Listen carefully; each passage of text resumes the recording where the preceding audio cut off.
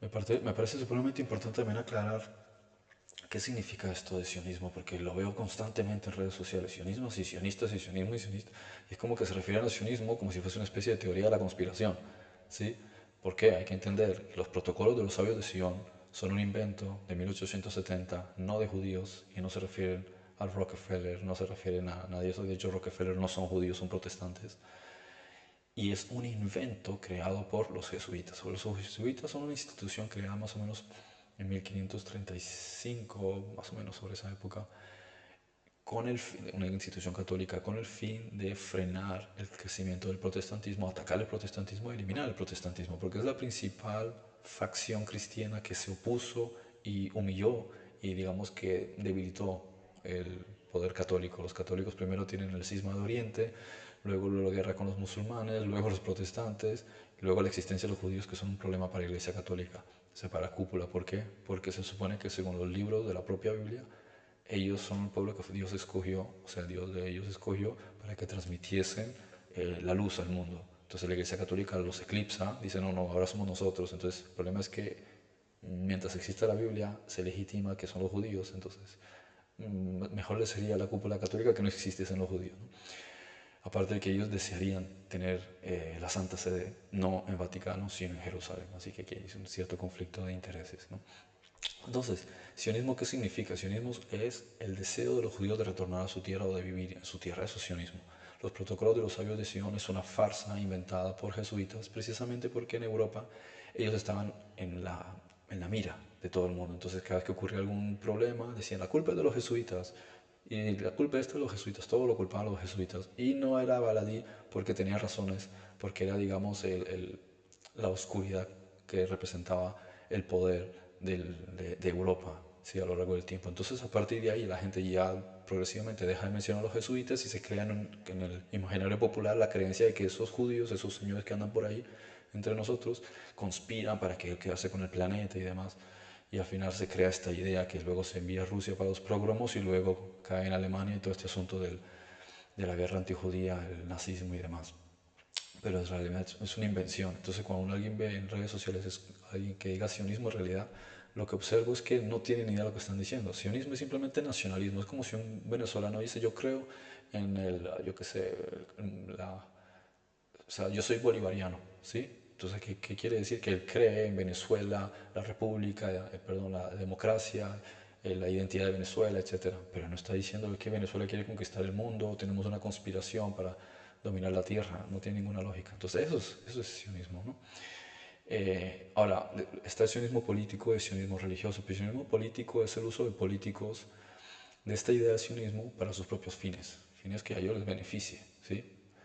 Luego está también el sionismo religioso, el hecho de que ciertos grupos religiosos minoritarios piensan que Israel debería recuperar toda la tierra, ¿sí? Que se la había prometido a Abraham, o sea, hace más de 4.000 años. Entonces ya es cierto concepto.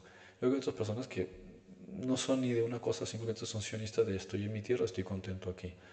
Y ahí se genera pues cierto conflicto entre quienes están a favor y quienes están en contra. Entonces hay israelíes o judíos antisionistas que lo que están en desacuerdo con que los judíos estén en su tierra. ¿Por qué? Porque muchos de ellos son fanáticos religiosos que se pegan al Talmud, donde no sé si puse aquí la cita del Talmud, sí, que Tubot 114, ¿sí? Del Talmud de Babilonia, que básicamente dice que ellos están como malditos porque según los tres juramentos el Estado judío no se basa en el Mesías, o sea, el Mesías es el que tiene que aparecer y decir a los judíos pueden regresar a su tierra, mientras el Mesías no aparezca no pueden. Pero no es porque yo diga es que si Gaza, es que si Jordania, eso no tiene nada que ver con ellos.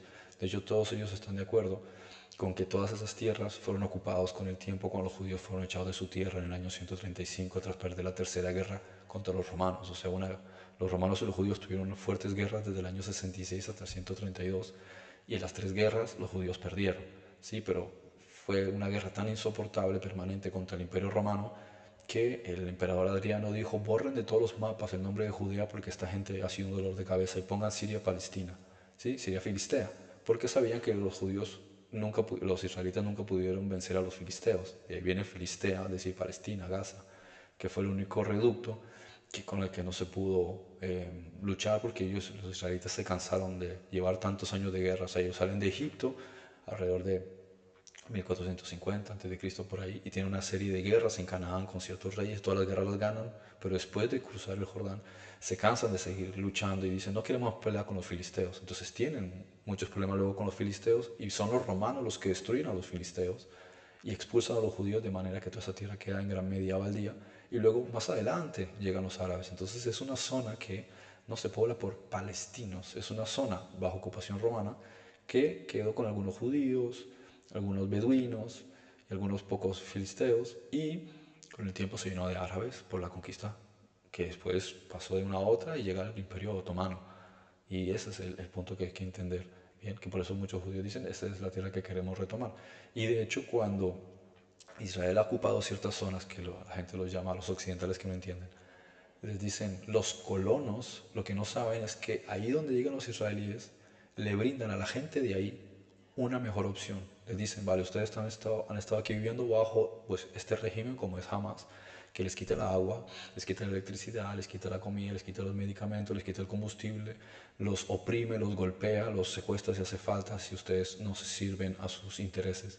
Nosotros hacemos algo diferente. Nosotros les vamos a dar ejército, que es protección civil constante, tienen agua, tienen seguridad social, tienen medicina, tienen escuela, tienen idiomas, les vamos a dar trabajo.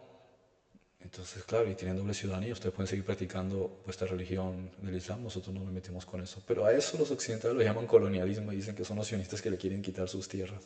Es importante entenderlo. De hecho, en Cisjordania no hay trabajo, y que es la otra parte de Palestina, Israel les abre la frontera diariamente para que cientos de miles entren a trabajar a Israel y les dan doble ciudadanía. Y tienen más derechos los árabes en Israel que en los países musulmanes.